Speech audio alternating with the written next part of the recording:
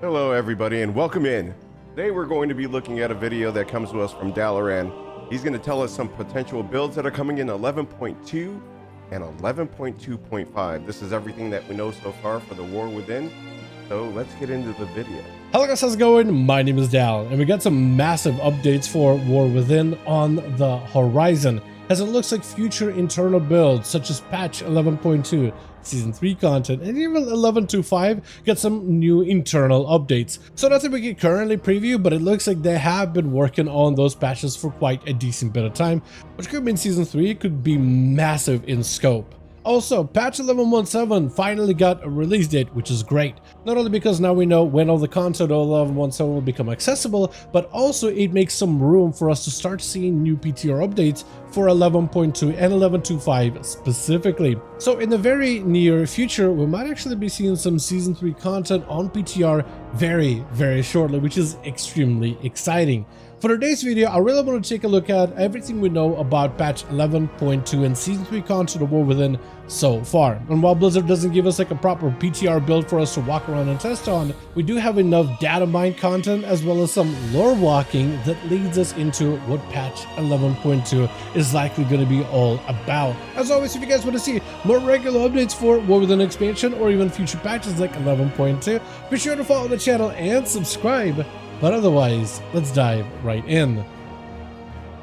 So we know that patch 11.2, as well as even 11.2.5, has already gotten, or had for a while now, internal testing build. This isn't a PTR realm like a public test realm, it's more of a private test realm just for the devs. But it looks like they've been working on both of those for quite some time now, and it looks like 11.2 has been on works for quite a decent bit. In fact, we even know that patch 12.0 build has been in the works for quite a while. That is literally the next expansion of Midnight. So they've been working on this thing and been getting a build internally for some time. And it almost feels like they're ahead of schedule. They're taking a look at patches like 11.1.5, which actually was full of content, it was just kind of staggered out.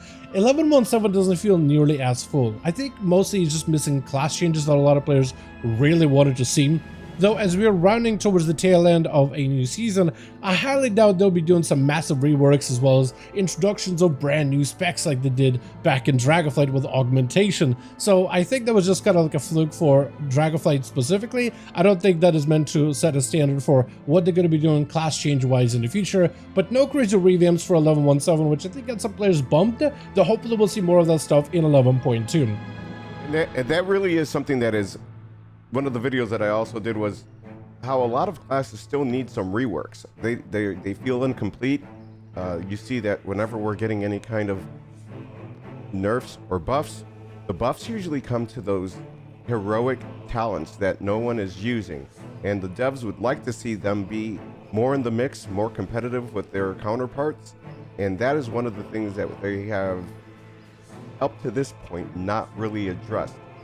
To try and make sure that, as everyone does out there, they try to find the meta build by looking up all those cookie cutter builds and exporting those talents to try and make sure they're meeting all of those DPS checks, if they will, and really try and lead their damage meter board. But one of the things that, for instance, they've been able to do for Ret Pally, for instance, and that's why everyone is loving the specs so much, is that they've been able to rework that class to the point that the population probably is a little unflattering. But yet when you still look at the tier list, they're not at the very top. It's just that they've been able to make that class so viable. It's been one of the better performing specs, but not to the point where it is a meta spec. If you look at the Mythic Plus board, you're seeing that a lot of the classes that are up there is everything but Ret Pally. Especially when you get to everything that's above a 15 to 16. In the 17 through 20, you'll see that it starts shifting into a more unholy, vengeful demon hunter. You'll have your disciplined priest, you'll have your boomkin, and you'll have another class there, but it's generally not Pally. So with that being said, they really should address this issue soon. I do know that the more that they don't address it, a population imbalance becomes very apparent, and you'll have, for instance, your Shadow Priest at the very bottom along with Survival Hunter. Though the Survival Hunter tier they've been able to go up. Now, maybe not in population, but they've been doing well and trying to bring that class back up to where its other two damage specs are at. Now, out of everything we know so far of 11.2, we actually know quite a decent bit of what this patch is going to have based on WoW's 2025 roadmap, which doesn't necessarily detail a lot of things. However, some of the things found within patch 11.1.7, they are potentially going to be some really cool, likely ethereal-based changes. One of them being from the Infiltrator Shroud trait. You'll notice that the actual ethereal models have changed quite a decent bit. You can even just compare Locust Walker as well as this ethereal model. It is completely different. The thing is too, they didn't really change ethereals anywhere else. No dungeons, no open world quests, no nothing. Only from the toy of the Infiltrator Shroud did ethereals get a brand new model. This would be our very first clue as to what patch 11.2 could potentially be about, likely relating to ethereals as a returning NPCs, traders, enemies. Some players assume it may be even a playable option, though the models were now not really fully finished with some of the animations. They definitely did get a nice upgrade that makes them look highly detailed, and sometimes when they add a lot of detail to a brand new race, sometimes it becomes playable at some point in the future. Only time will tell. But the roadmap itself, back to the roadmap. I believe that they are the front runner for being the new hero class that we'll get. So I believe the Ethereals will be one of the first ones that you will get to see up close and personal. I never thought the Earthen would be the thing that we would see for the War Within, but they were, which is fine. You know, even though we got Dark Iron Dwarfs, you have your regular dwarfs, and then now the Earthen. It's curious to see we'll actually see a class that doesn't have a skeleton of everything else. And this or a broker. A broker could be another hero class that you see. It was another video that I did, which was the 10 wish lists of like who would you vote for when it comes to another class. This one is definitely one that's been data mined to be most viable. We do know there's going to be new world events, so likely some sort of invasions or some sort of new world events within a brand new zone of patch 11.2. New dungeon, so think content such as Operation Floodgate, which was actually well received by the end of its run. Outside of this, we also know we're getting a new raid, as well as seasonal upgrades, as well as PvP changes and gear, so all of those things are expected. However, the map also does feature new world challenges, so possibly hard content in the open world, as well as a little note there with a seasonal rewards refresh, whatever it may be. I think that's definitely something we know already. We're getting another dungeon just like we got with Operation Floodgate. I believe this is going to lean more into getting us closer to the end of this expansion and leading us up into midnight. So I'm really curious how they'll theme that one. So far with the goblins, we got the Undermine and everything that entails. I think this will lean starting getting into the Void content so that they can set it up proper for the next expansion. As for the patch 11.2, I think a lot of players are expecting this to be a big ethereal patch, which I think it could be anything else, honestly. We also have root lands potentially, with those routes that travel all the way up in Ashkahed that does kick you out, and there have been some data mined maps from way back in the day that do detail root lands as a zone, as well as if they don't make the ethereals or in that kind of theme for 11.2, I guarantee you it will be in 11.3. You have to make the transition in any story to give you the build-up for the next expansion. And since we all know Midnight is going to be centered around the Void, and our new hub will probably, though not guaranteed, going to be something like Silvermoon, bringing all the elves together, I think you're going to find that this year is definitely going to be in the works. Like I said, if not for 11.2, should be for 11.3. We should have a better grasp on it when we get the PTR opened up and start getting all that content fed to us, and then I can bring that to you as well. So stay tuned, subscribe, give a thumbs up if you enjoy the content, and have your notifications on, and let's find out where we go from here. There's a big crystal in Hollowfall, which potentially could be a zone of its own. I mean, the idea of it is it would be a massive crystal. A lot of players have been wondering if it would ever be able to travel inside of it and potentially have that as maybe be a zone for us to go for a next patch update. But we also had Ethereal raid data mined a long time ago with a bunch of Ethereal based items. So those were data mined around the same time we data mined a Goblin raid, and Goblin raid turned out to be Liberation of Undermine. So if that information in that same data mining linked us to Undermine, it potentially could link us to an Ethereal focused raid, possibly on the home planet of Karesh. I guess also we shouldn't forget the Liberation of Undermine and cutscene with literally an Ethereal holding the Dark Heart, standing on the precipice of what looks like their destroyed home world, just consumed by Void completely. So they brought us Argus, right? In Legion, which I wasn't there for the original drop. I didn't come in till BFA. But yet when you're trying to do and level up your classes and you have to go through all the content, so I did get to see Argus. Karesh could be something of that sort where you get to go to the planet and do a lot of content there. Like we said, could be 11.2, could be 11.3, but I am almost sure they're going to get us to Karesh. And that is where we're going to see a lot more of the story. I've been looking at comments across the community. The comments from that community is, you know, not only about getting the bugs out of what we get released, but also people are starting to want more story.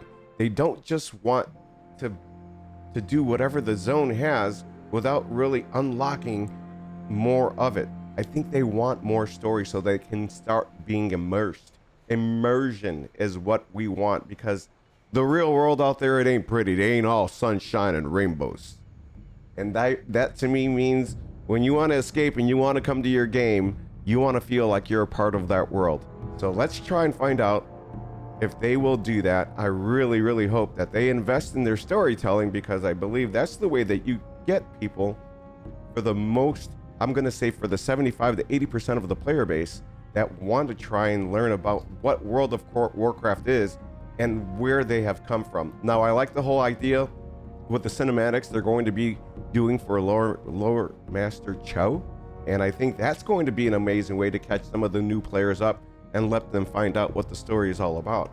I really am going to try and get into it. I'll try and do some videos of that, maybe even some originals as I'm just walking you through, and I hope that you all enjoy it. I hope that I enjoy it, and I hope that they really try and live up to what Blizzard is known for, and that is great cinema telling. Like, the cinematics have always been fantastic. The lacking part is they short their stories too much.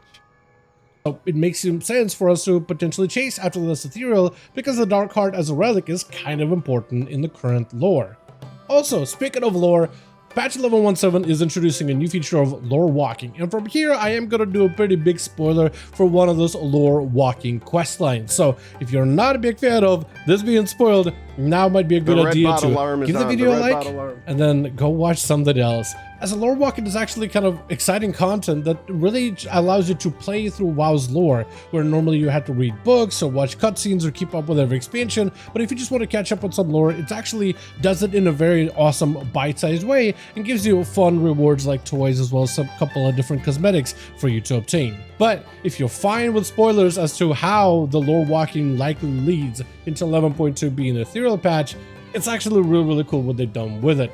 Lorewalking right now has a couple of different stories. One on Arthas, how he turned into Lich King, which is pretty standard. One on the backgrounds of Xal'atath, which I don't really want to spoil too much, but she is the harbinger of a Void Lord that's very related to the third storyline that is focused on Ethereals. Ethereals themselves are a very enigmatic people, not really known about them, but we do know that they're broken up into multiple cartels after their homeworld was destroyed. There's the Consortium, which are essentially vendors and traders. These are the type of Ethereals we get to interact with in a majority of ways as vendors. Then we have the Ethereum, which are more radicalized militant group, often the bad guys, driven to destroy the Void as well as everybody else in their way to avenge the homeworld, as well as Protectorate, who attempt to thwart the Void, but also protect others against the Ethereum. Usually are the good guys, or at least non-officially bad guys, or not hostile to the player character in most cases. As well as another faction of the Ethereals called a Shadow Guard, which have tapped into the Void energies in order to try to see if they can harness them. Many people believe that they're probably related to Ethereum, but most of the ones that do touch into the shadows do end up falling for the call of the Void. The only one that doesn't really do that is Locust Walker, who is part of the Shadow Guard, utilizing the Void in order to power himself up, though many of the Shadow Guard just are not really able to, and are essentially servants of the Void. However, it seems that there's actually a lot more Ethereals in the world that we know outside of these main cartels or these main factions.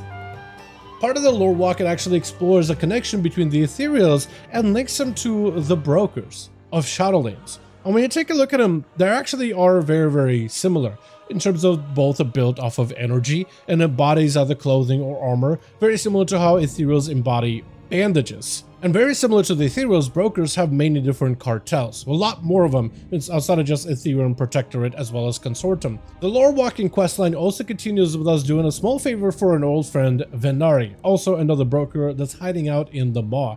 A good friend. Yeah, you remember that when they introduced the brokers, they came back in Shadowlands, so you got to do Tezavesh, and that was where they were introduced in that whole mega dungeon.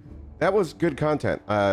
I did not know that they were affiliated and so closely related to the Ethereals, but they are someone that weren't gobbled up by the Void, so they were able to keep their own. Can they be trusted? Can they not?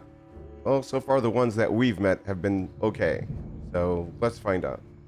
Friend that actually helped us get established in the initially inhospitable zone way back in Shadowlands. But it turns out that as you do the questline, Locust Walker and Venari actually know each other, and there's even a voice line where it links them to potentially have arrived from the same world, home world of Koresh.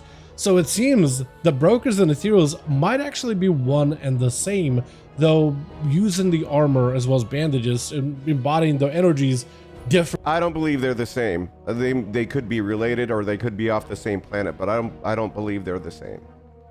Differently. Part of the World Soul Saga, as the whole saga for 3 expansions, is to find all the different little lore bits that multiple expansions have created and find a way to wrap them together in a nice little bow. So it's interesting that they're putting brokers and the Ethereals as like one of the same. Both of them are Koreshi, they're from the world of Koresh. Why did brokers split off and go to Shadowlands? How do they even travel to the realm of Afterlife? It's just a thing they can do anytime they want to. Why did the Ethereals decide to splinter off and continue the fight on their world against the Void? And how are the two characters of Venari as well as Locust Walker are potentially going to be integral in us going back to Koresh at some point, chasing after the Ethereal with a dark heart? I think there's enough cool lore stuff for players to get interested in, but then from there you can kind of build off from there. If, let's say, we were to go to Koresh as a new zone for us to explore, how would we be able to explore it? Would it be very similar to like this broken apart islands like we had in Argus, which were really, really cool? What type of environment would we have? Or better yet, what type of enemies would we be able to fight, or collectibles would be able to earn? Just think of how many players will be excited to earn like ethereal-based transmog and items and weapons and mounts that are very ethereal focused, very void, very purple. I think there's a lot of potential there that could get a lot of players excited. All in all, I think if the Ethereals come to be, sure, you can get void items now by doing the horrific visions many times to get all of your mementos so that you could buy that void dragon.